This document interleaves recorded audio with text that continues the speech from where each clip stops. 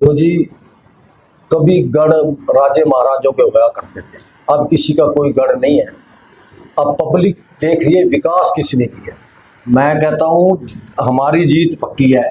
मैं पुराना सिपाही हूँ भारतीय जनता पार्टी का। मेरे को पिछले बेरी भी मार्केट कमेटी का चेयरमैन बनाया था। पूरी इलाहाबाद के अंदर जाके पूछो, 5 पैसे मैंने भ्रष्टाचार नहीं होने दिया। चुनाव प्रचार बहुत बढ़िया तरीके से चल रहा है। भारतीय जनता पार्टी की तीसरी मेरी सरकार आ रही है और उसके अंदर जो अब आज हमारे 11 गांवों के अंदर प्रोग्राम थे, तो बहुत बढ़िया रिस्पॉन्स दे रहे हैं लोग कि भारतीय जनता पार्टी को ही वोट डालेंगे। तो इनेलो का गढ़ इलाहाबाद माना जाता है। भाजपा अभी तक यहाँ जो है खाता अपना नहीं खोल पाई है। इस बार आप अपने आप को कहाँ देते हैं? देखो जी, कभी गढ़ राजे महाराजों के हुआ करते थे, अब किसी का कोई गढ़ नहीं है। अब पब्लिक देख रही है विकास किसने किया। पिछले सालों की तुलना में जो हमारे 10 साल सरकार के गए हैं, हमारे अब माननीय मुख्यमंत्री नायब सैनी जी हैं, पहले हमारे मुख्यमंत्री मनोहर लाल खट्टर जी थे, और हमारे प्रधानमंत्री नरेंद्र भाई मोदी जी के नेतृत्व में जो काम होया है इन 10 सालों के अंदर, आप इन 10 सालों की तुलना करके देख लो तो बहुत बढ़िया काम होया। हालांकि हमारे हल्के का एमएलए ना होता हो, अभी करोड़ों रुपए की माननीय मुख्यमंत्री जी ने सुखाद इलाहाबाद हल्के को दी हुई है। एक सर बात करें टिकट के अंदर जो दावेदारी कप्तान मीनू बेनीवाल की बात करें, जब से आपको जो टिकट मिली उसके बाद वो दिखाई आने गई, उसके क्या कहते? कप्तान मीनू बेनीवाल जी मेरे को दफ्तर का उद्घाटन भी वो करके गए थे और नॉमिनेशन भराने के लिए भी वो आए थे। अब कल भी आ रहे हैं, कल वो आ रहे हैं, मीटिंग बुला के मेरे साथ चलेंगे और पूरी की पूरी टीम भारतीय जनता पार्टी के हमारे बहुत बड़े सिपाही हैं मीनू बेनीवाल जी, मेरे से मोटा लगा के वो चलने का काम करेंगे। ऐसी कोई बात नहीं है, लेकिन मीनू बेनीवाल जी की काफ़ी हलकों में ड्यूटी लगी हुई थी। सर दिल्ली और पंजाब के अंदर बिजली फ्री कर रखी है 300 यूनिट, तो हरियाणा के अंदर आपको क्या लग रही है? बिजली की जो बात है, बिजली में हमारे देखो यहाँ जिम्मेदारों को लगभग फ्री लाइट मिल रही है। 20 या 25 पैसे यूनिट के हिसाब से लाइट मिल रही है जिम्मेदारों को। जो घरों की लाइट की बात है उसमें भी काफ़ी % तक बिजली माफ है, कम है। जो 100 यूनिट से कम है या 150 यूनिट से कम है, ऊपर यूनिट वाले भी अब रेट डाउन।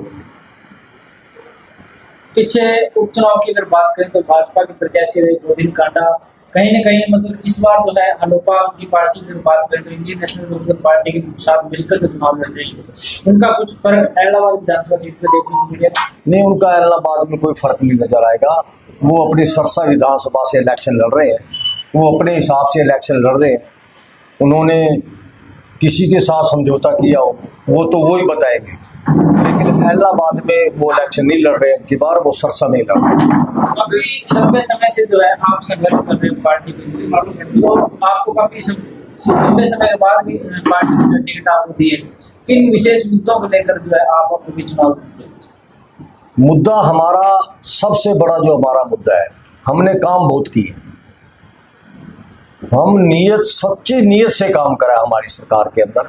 हमने ऑनलाइन सिस्टम किया है, आयुष्मान कार्ड बनवाने के काम किए हैं, परिवार पहचान पत्र बनवाने के काम किए हैं, बगैर पर्ची और बगैर खर्ची नौकरी देने का काम किया है।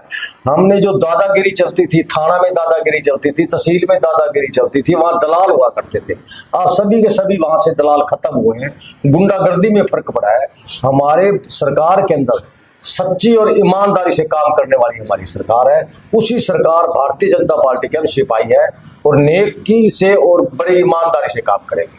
अभय चौटाला इस बार सीएम की कुर्सी की दावेदारी पेश कर रहे हैं, इसके बारे में क्या राय है? वो तो आप देख लो भी किस हिसाब से कह रहे हैं, वो तो वो बताएंगे, लेकिन मेरे हिसाब से तो ऐसे लगता है कि तीसरी बार भारतीय जनता पार्टी की सरकार आने वाली है। कि कांग्रेस की सरकार को लोगों ने इतने साल देखा है, उनकी सरकार के अंदर जितना भ्रष्टाचार और जितनी गुंडागर्दी फैली थी, उसके ऊपर माननीय मनोहर लाल जी और माननीय नायब सैनी जी ने पूरी की पूरी लगाम लगाने का काम किया। जैसे कि अशोक तंवर जी बीजेपी को छोड़ के गए हैं, नायडू साहब का आज जाकर उन्होंने गठबंधन किया, तो उसके बाद क्या कहना? नहीं, बीजेपी को अशोक तंवर छोड़ के नहीं गए, भारतीय जनता पार्टी के अंदर अशोक तंवर जी हैं। वो सरसा की जो बात है, जो सीट की बात है, वो अगर एक दूसरे को अगर अपना दे रहे हैं तो वो ही बता सकते हैं, मैं नहीं बता सकता। आपके सामने है, आप भी एक पत्रकार बंधु हो, सब दुनिया को एक किस्म का आईना दिखाने वाले लोग हो। मैं आपको मेरे मुंह से क्या बताऊं, मैं कम से कम 30 गांवों के अंदर जा चुका हूं। लोगों की इतनी अच्छी नज़र है भारतीय जनता पार्टी के बारे कि इन्होंने काम बहुत किया है। ये शरीफ लोग हैं, मेहनती लोग हैं, काम करने वाले लोग हैं, भ्रष्टाचारी पर लगाम लगाने वाले लोग हैं। इसलिए जनता हमें बहुत अच्छे बहुमत से जितवाने वाली है। कितने बहुमत से आप जीत देखते हो? मैं कम से कम ये मानता हूँ, जिस तरह जनता का प्यार देख रहा हूँ, उनकी तो दोनों की लड़ाई रहेगी, हम उसी लड़ाई के अंदर जीत के दिखाएंगे। कांग्रेस द्वारा डमी कैंडिडेट आपको बताया जा रहा है, उस पर क्या कहोगे? वो तो जनता बताएगी ना, वो किस तरह बोलते हैं, क्या बोलते हैं, उनके पास कोई मुद्दा ही नहीं है। वो तो बोल रहे हैं सीधा सीधा अवैध घोटाला को जिताने के लिए। देखो जी, मैं किसी के जबान तो पकड़ नहीं सकता, वो क्या पता क्या बोल जाए, ये वो कुछ भी बोल सकते हैं, वो आप सुनते रहते हो, उनका कोई पता नहीं है। लेकिन हम ऐसे नहीं बोलते, हम तो ओनली विकास की बात करते हैं। विकास किया है, विकास करेंगे, ईमानदारी से सरकार चलाएंगे। मीरचंद मेहता जीत से कितना विश्वास? मीरचंद मेहता जीत से कितना विश्वास? मैं कहता हूँ हमारी जीत पक्की है। मैं पुराना सिपाही हूँ भारतीय जनता पार्टी का। मेरे को पिछले बेरी भी मार्केट कमेटी का चेयरमैन बनाया था। पूरी एलनाबाद के अंदर जाके पूछो, 5 पैसे मैंने भ्रष्टाचार नहीं होने दिया। ईमानदारी से काम करने वाले हम लोग हैं। हमारी यही शिक्षा है, हमें यही शिक्षा दी जाती है, अगर भारतीय जनता पार्टी में रहना तो ईमानदारी सीख जाओ। एलनाबाद हल्के के अंदर कई गाँव के अंदर पानी पीने वाला भी साफ नहीं है, आप इस विकास को किस नजर से देखते हैं? देखो, एलनाबाद के अंदर ऐसी कोई जगह नहीं है जहां हमने पानी पहुंचाने का काम ना किया। चाहे वो शेरावाली मैनर का था, वो पक्की नहर मंजूर हुई है, वो पक्की नहर के टेंडर हो चुके हैं। वो ठेकेदार जो है वो आजकल कर रहा है, वो बहुत जल्दी शुरू हो जाएगी। उस नहर के अंदर 30 क्यूसेक पानी भी और बढ़ाया गया है।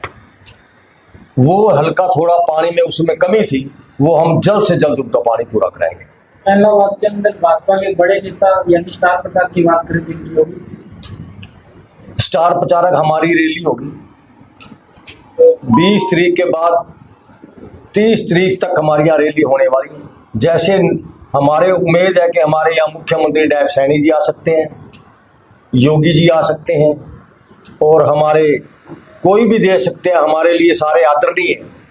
तो बिल्कुल रैली करेंगे और बहुत धूमधाम से रैली करेंगे। लास्ट में हमारे चैनल के माध्यम से विधानसभा वासियों से क्या अपील करना चाहिए? आपका चैनल जो आपने जो सेवा कर रहे हो, मैं आप लोगों की सेवा देखता हूँ। आपको जो समाज को आईना दिखाने का काम करते हैं, सरकार को आईना दिखाने का काम करते हैं, सच्ची सुच्ची बात बताने का काम करता है, मैं आपका बहुत बहुत धन्यवाद करता हूँ। और आपको कहता हूँ, आप जो इतना मेहनत कर रहे हो, आपका बहुत बहुत धन्यवाद।